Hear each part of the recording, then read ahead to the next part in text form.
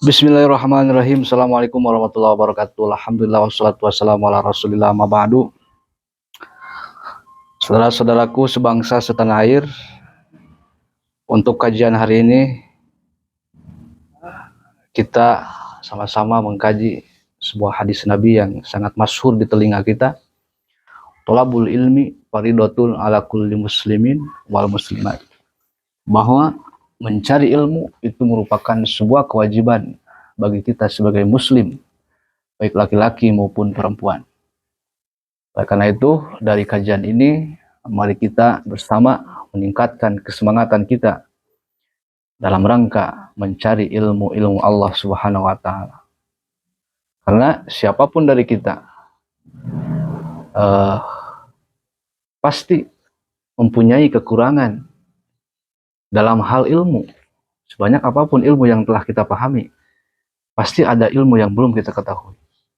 Maka dari itu, kewajiban untuk menuntut ilmu tidak dibatasi oleh usia dan tidak dibatasi oleh waktu. Kapanpun, dimanapun, ketika kita ada kesempatan untuk mencari ilmu, maka di waktu itulah kita wajib untuk mencari ilmu. Kewajiban mencari ilmu, saudara-saudaraku, sangat ditekankan oleh Allah dan Rasul-Nya. Mengingat betapa pentingnya posisi ilmu dalam kehidupan kita. Karena tugas kita sebagai manusia, wa ma khalaqtul jinna wal insa illa liya'budun. Tak lain tak bukan tugas kita hidup di dunia ini hanyalah untuk semata-mata mengabdi kepada Allah, untuk beribadah kepada Allah Subhanahu wa Ta'ala.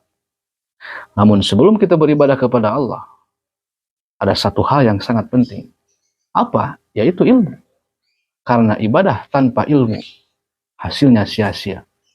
Para ulama mengatakan wa kullu man bi ghairi ilmin ya'malu a'maluhu mardudatun la tuqbalu. Seseorang yang beramal, seseorang yang beribadah tapi tanpa dasar ilmu, tanpa cara-cara yang sesuai dengan Rasul SAW, maka maaf ibadahnya belum diterima oleh Allah Subhanahu wa Ta'ala. Maka betapa pentingnya posisi ilmu dalam kehidupan kita. Untuk itu Allah dan Rasul-Nya benar-benar menekankan untuk kita semua agar selalu mencari ilmu. Tapi di balik penekanan yang sangat kuat daripada Allah Subhanahu wa Ta'ala dan Rasul-Nya untuk mencari ilmu, Allah dan Rasul pun telah menjanjikan kepada kita, menjanjikan kepada seseorang yang gemar dan suka mencari ilmu, bahwa beliau akan mendapatkan berbagai kebaikan, baik di dunia maupun di akhirat. Banyak sekali faidah, fadilah, samroh, kebaikan-kebaikan daripada kita suka mencari ilmu. Di antaranya, sebagaimana yang dikutip oleh salah satu ulama kita yang masyhur dengan nama Abu Lais As-Samarkandi, salah satu ulama daripada Eropa Timur. Beliau telah mengatakan, dan perkataan beliau ini dikutip oleh berbagai ulama di berbagai buku-buku karya ilmiah. Di antaranya di kitab yang dikarang oleh Syekh Sato Ad-Dimyati yang merupakan hasyiah daripada Syarah Fathul Mu'in. Beliau mengatakan, man dahaba ila alimin wa jalasa indahu walam yakdur ala hibdi syai'in mimma qalahu a'tahullahu sab'a karamatin. Barang siapa yang berangkat menuju tempat ilmu, sedangkan beliau tidak mampu mendapatkan apa-apa dari majelis ilmu tersebut, ilmunya tidak mengerti, ilmunya tidak tertulis dalam buku catatan, asal hadir, dan dengan kehadirannya beliau telah mendapatkan 7 kemuliaan. Ini baru ada kemauan untuk hadir, apalagi mendapatkan ilmu, apalagi ilmunya diamalkan, dan lain seterusnya. Maka keuntungannya akan lebih lagi. Ini khusus bagi orang-orang yang cuma duduk dan hadir di majelis ilmu tanpa mendapatkan apa-apa, tanpa mendengarkan, atau mendengarkan pun tidak mengerti, tanpa menulis, dan lain sebagainya, hanya sekedar ikut hadir di majelis ilmu. Maka orang tersebut sudah dijanjikan oleh Allah Subhanahu wa taala akan mendapatkan setidaknya 7 kemuliaan. Yang pertama, awaluha yanalu fadlal muta'allimin. Orang yang hadir di majelis ilmu yang pertama akan mendapatkan keutamaan seorang yang menuntut ilmu, atau dalam kata lain seorang santri. Bagaimana besarnya pahala seorang yang menuntut ilmu. Ada berbagai hadis, bahkan ayat-ayat Allah dalam Al-Quran yang mengindikasikan betapa besarnya pahala bagi orang yang menuntut ilmu. Maka pahala bagi orang yang menuntut ilmu itu akan secara otomatis diberikan oleh Allah Subhanahu wa taala bagi orang yang ikut hadir di majelis ilmu. Baik itu online maupun online, dengan catatan diniatkan dengan niat yang tulus karena Allah Subhanahu wa taala. Wasaniha madama indahu jalisan kana mahbusan anid dunubi wal khotoya. Keunggulan yang kedua bagi orang yang duduk di majelis ilmu, madama indahu jalisan, sepanjang dia duduk di majelis ilmu, maka sepanjang itu pula dia mahbusan anid dunub, dia terjaga dari berbuat dosa. Kalau kita suka berbuat maksiat, kalau kita suka berbuat dosa, ketika kita hadir di majelis ilmu, paling tidak ketika hadir di majelis ilmu, kita akan terhenti dari dosa. Karena jarang terjadi seseorang menghadiri di majelis ilmu tapi sambil bermaksiat, jarang sekali.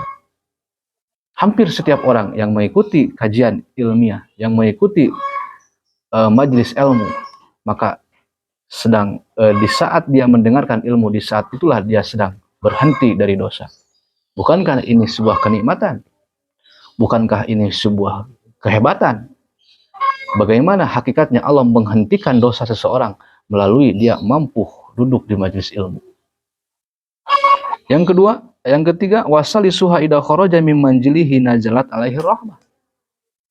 Apabila dia duduk di majelis ilmu, maka dari awal sampai akhir nazalat alaihi rahmah, Allah akan menurunkan kepada beliau kasih sayang dan ampunan dan rahmatnya. Maka jangan heran ketika kita hadir di majelis ilmu, tiba-tiba hati kita merasa tenang, hati kita merasa nyaman, pikiran kita merasa damai. Itulah bukti daripada adanya kasih sayang Allah untuk orang yang duduk di majelis ilmu. Ibarat kata, thalab ilmu itu salah satu obat untuk menghilangkan kegalauan kita, untuk menghilangkan kesusahan kita, untuk menghilangkan kebingungan kita. Warabi'uha ida jalasa indahu najalatir rahmatu alal alimi fatusibuhu bi barakatihi. Yang keempat, ketika kita hadir di majelis ilmu, otomatis kita hadir dengan para ulama, kita hadir dengan orang-orang yang punya ilmu, kita duduk bersama orang-orang yang diberi kelebihan oleh Allah tentang ilmu yang manfaat. Apabila seseorang mempunyai ilmu dan ilmunya bermanfaat, itu sudah barang tentu kehidupannya diliputi dan dipenuhi oleh rahmat Allah Subhanahu wa taala.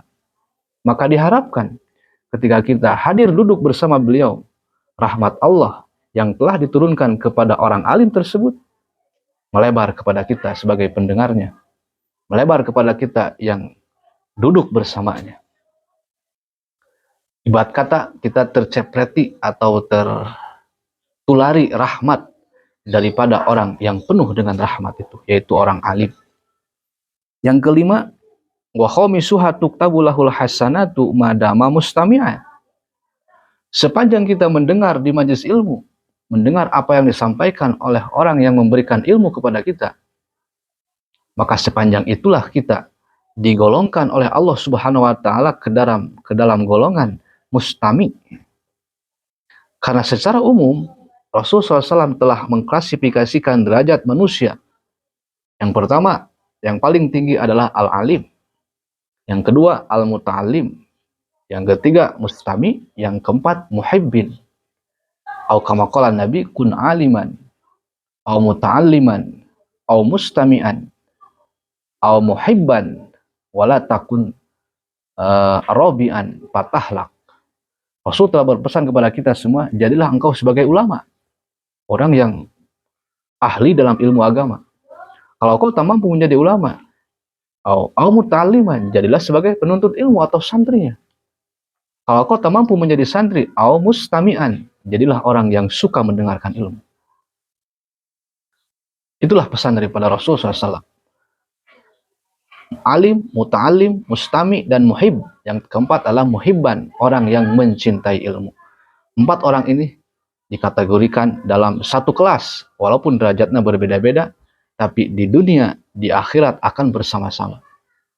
Itulah keunggulan kita mendengarkan ilmu.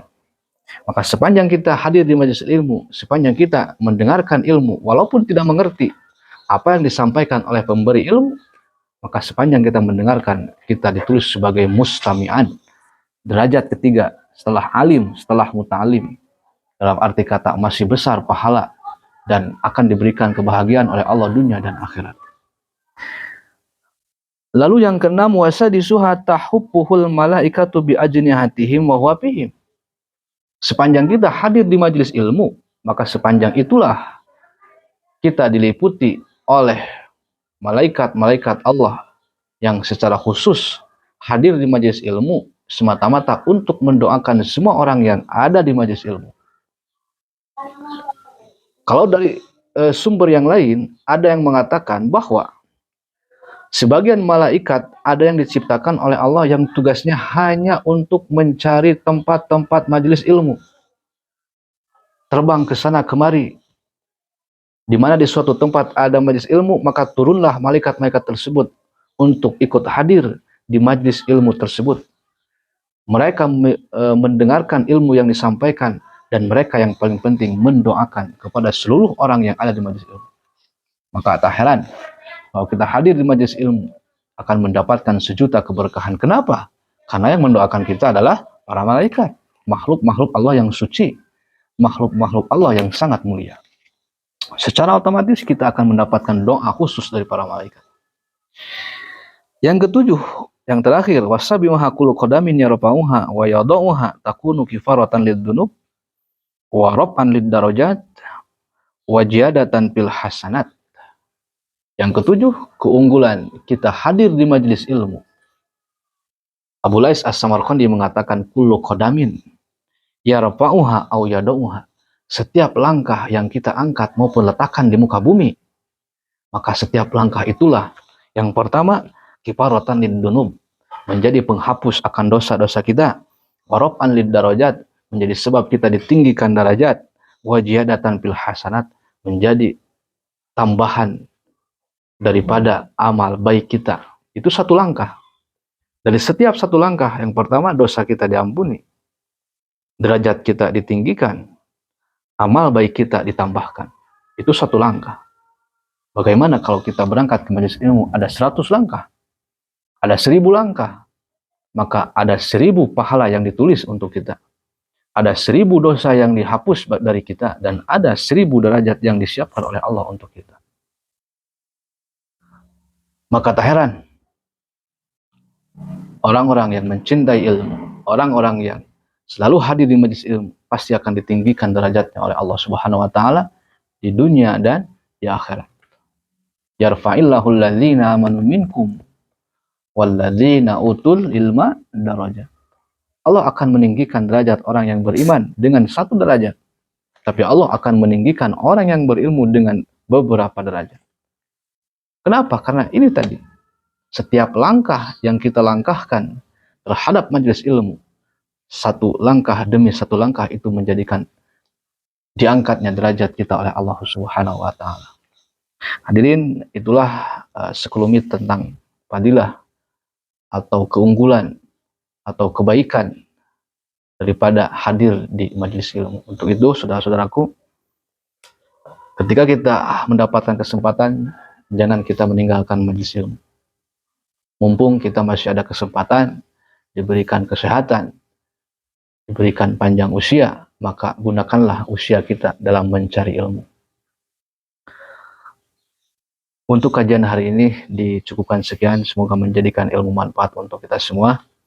Yang terakhir, tak lupa doa untuk saudara-saudara kita di Palestina. Semoga secepatnya Allah memberikan pertolongan untuk mereka. Amin ya rabbal alamin. Hadan ya Allah wa iyyakum ajmain. Assalamualaikum warahmatullahi wabarakatuh.